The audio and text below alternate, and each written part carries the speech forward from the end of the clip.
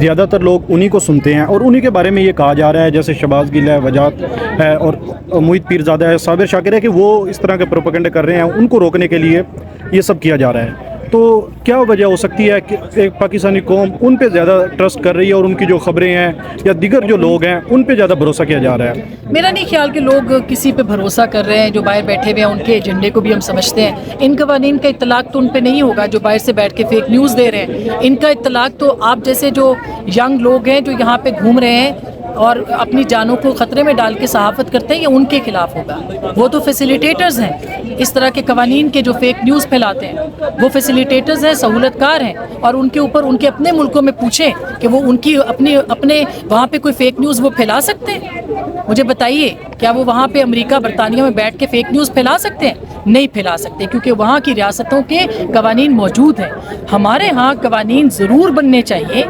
Regulate ہونا چاہیے، لیکن سٹیک ہولڈرز کی مشاورت کے ساتھ ہونا چاہیے۔ یہاں پہ بھی لوگ فیک نیوز پھیلا کے انسائٹمنٹ کرتے ہیں وائلنس کے لیے، تشدد پہ ابھارتے ہیں، لیکن ہم یہ کہتے ہیں کہ ان کے خلاف قوانین کا استعمال اپنی مرضی سے نہ کیا جائے، بلکہ ان کے خلاف جو قوانین سٹیک ہولڈرز کے ساتھ مل کے بنائے جائیں، ان کو ساتھ مل کے ان کو ریگولیٹ کیا جائے، نہ کہ اس طرح کے قوانین راتوں رات پاس کر کے صحافیوں کو جو ہے ڈرائے اور دھمکایا جائے۔ بہت شکریہ ma'am, thank you. P T I کے دن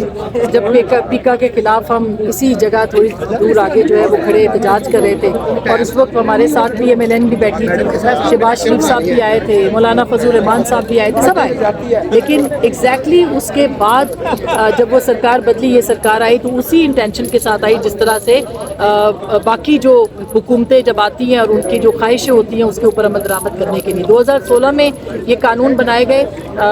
پیکا کے، اس کے بعد پھر پی ٹی آئی سرکار نے بھی کوشش کی، اور اب ایک مرتبہ پھر یہ قانون جو ہے یہ پی ایم ایل این سرکار نے بنایا۔ تو ہم یہ سمجھتے ہیں کہ ہر حکومت جب اپوزیشن میں ہوتی ہے تو وہ کسی اور طرح سے سوچتی ہے، اور جب حکومت میں آتی ہے تو کسی اور طرح سے سوچتی ہے۔ پاکستان میں ایک ہی ادارہ رہ گیا ہے جو کہ صحافت کا، جس میں کہ صحافی، اس میں کوئی شک نہیں ہے کہ فیک نیوز مسئلہ ہے، مسئلہ رہا ہے، مسئلہ پوری دنیا کے اندر مسئلہ ہے، لیکن صحافی جو ورکنگ جرنلسٹ ہے وہ آواز اٹھاتا ہے، وہ سوال اٹھاتا ہے، اس کے بعد اس کے سوال پہ بھی پابندی جو ہے وہ لگ جائے گی، اور اس کا استعمال جو اس قانون کا وہ اسی طرح سے ہوگا کہ آپ حکومتوں کو، اقتدار والوں کو، مقتدرہ کو، آپ جو طاقتور ہیں ان کو چیلنج نہیں کر سکیں گے۔ تو یہ جو سزائیں ہیں یہ اسی کی ایک کڑی۔ اسما شرازی صاحبہ، فیک نیوز کی کیا ڈیفینیشن ہوگی حکومت کے مطابق؟ جو فیک نیوز کے اوپر کہا ہے یہ فیک نیوز، حالانکہ دفتر خارجہ نے بھی ایک اس طرح کی نیوز دی ہے کہ محسن نقوی صاحب جو غلطی سے چلے گئے تھے، جو ہے وہ ایک امریکہ میں جو ہے نا وہ اینٹی چائنا جو ایک وہ تھی، اس میں تو یہ بھی تو فیک نیوز میں آئے گا، تو آپ اس پہ کیا کہیں گے؟ دیکھیے، کیا حکومتوں کو کسی ڈیفینیشن کی ضرورت ہوتی ہے؟ جب وہ صحافیوں پہ مقدمے بناتے ہیں جو کہ ان کو سب سے زیادہ کمزور، ان کو آزادی اظہار لگتی ہے، صحافی لگتے ہیں، تو ان کو کسی ڈیفینیشن کی ضرورت نہیں ہے، ان کو ایسے قوانین کی بھی ضرورت نہیں ہے، لیکن پوری دنیا کو دکھانے کے لیے قوانین کا سہارا اور کور لیا جاتا ہے، اور کور لیا گیا ہے کہ آپ ایسے اگر ایک مخصوص سیاسی جماعت کو دیکھ کے آپ بنا رہے ہیں قوانین، کل کو اگر وہی جماعت جو کہ جیسے پی ٹی آئی کل ساتھ تھی، آج جب وہ اپوزیشن میں آئی ہے تو وہ ریگریٹ کرتی ہے ان سارے معاملات کے اوپر، ریگریٹ کرتی ہوگی اور ان کو کرنا چاہیے، جیسے پی ایم ایل این نے کیا پی ٹی آئی کے دور میں۔ تو میرا خیال ہے کہ یہ تمام ہر حکومت اپنے حق میں استعمال کرنے کی کوشش کرتی ہے، سوال اٹھانے کی کے اوپر پابندی لگانے کی کوشش کرتی ہے۔ اگر آپ کو فیک نیوز کا مسئلہ ہے، آلریڈی ڈیفیمیشن کے لاز موجود ہیں، ان کو مضبوط کیا جائے۔ آپ سزائیں، پوری دنیا کے اندر سزائیں جو ہے اس کا مطلب یہ ہے کہ آپ ڈرا رہے ہیں۔ جرمانہ ایک میرے جیسا، آپ جیسا صحافی چلے ہم تو دے دیں، مگر جو ہمارے سوشل میڈیا کے اوپر کام کرنے والے لوگ ہیں، یوٹیوب چینل چلا رہے ہیں، کیا وہ اتنے توانا ہے فائنینشلی کہ وہ 20-20 لاکھ 30-30 لاکھ جرمانے دے سکیں گے؟ آسما صاحبہ، یہ بتائیے گا کہ یہ صرف محض ایک جماعت کو پس پردہ کرنے کے لیے 26ویں آئینی ترمیم کی گئی، آئینی بینچ بنایا گیا، نئے ججز لائے گئے، عمران خان تو وہی سٹینڈ کر رہا ہے، مذاکرات سے انکار کر دیا، کہا عدالتوں کے ذریعے ہوں گا، پانی پی ٹی آئی، آپ بھی ٹی وی پہ پانی پی ٹی آئی کا نام لیتی ہیں، لیکن آپ اپنے یوٹیوب پہ عمران خان کا نام لے سکتی ہیں، کیا یہ سب کچھ عمران خان کے لیے ہو رہا ہے؟ نہیں، ہم تو عمران خان صاحب کا پہلے دن سے میں نے اس پہ کالم بھی لکھا تھا، اور میں ہمیشہ ان کا نام لیتی رہی ہوں، باوجود اس کے کہ جو مرضی ہو، اور کوئی کسی کے نام چلانے سے کوئی مائنس نہیں ہو جاتا۔ عمران خان صاحب کا نام نہ لینے سے کوئی وہ مائنس نہیں ہو گئے، یہ سمجھنا پڑے گا آپ کو, لیکن اس کے ساتھ ساتھ دیکھیے جیسے پہلے میں نے کہا کہ حکومتوں کی خواہش ہوتی ہے کہ وہ اپنے اپوزیشن کو دیکھ کے قوانین بناتے ہیں. اگر وہ اپنی اپوزیشن کو دیکھ کے قوانین بنا رہے ہیں تو یہ غلط طریقہ ہے. فیک نیوز مسئلہ تھا, مسئلہ ہے, مسئلہ رہے گا, پوری دنیا کے اندر ہے, مگر اس کے لیے آپ کو کنسلٹ کرنا پڑے گا جو میڈیا کی تنظیمیں ہیں, صحافتی تنظیمیں ہیں, صحافی ہیں, ان کے ساتھ آپ کو مل بیٹھ کی مشاورت سے ریگولیٹ کرنا پڑے گا. اس طرح کی ریگولیشن جو ہے وہ ناقابل قبول ہے. آسما صاحبہ, اس سے پہلے جنرل فیض اینڈ کمپنی سب کچھ کیا کرتی تھی, آپ ہمیں نظر آتی تھی, آج بھی یہیں پہ ہیں, لیکن اس وقت جو آج کے لوگ آپ کے ساتھ احتجاجوں میں موجود ہیں, اس وقت کہتے تھے یہ لوگ کسی کے ہینڈلر ہیں, کسی کے ساتھ ملے ہوئے ہیں, جنرل فیض کے اگینسٹ ہیں, لیکن عاصمہ شیرازی تو ہم نے آج بھی وہیں پائی.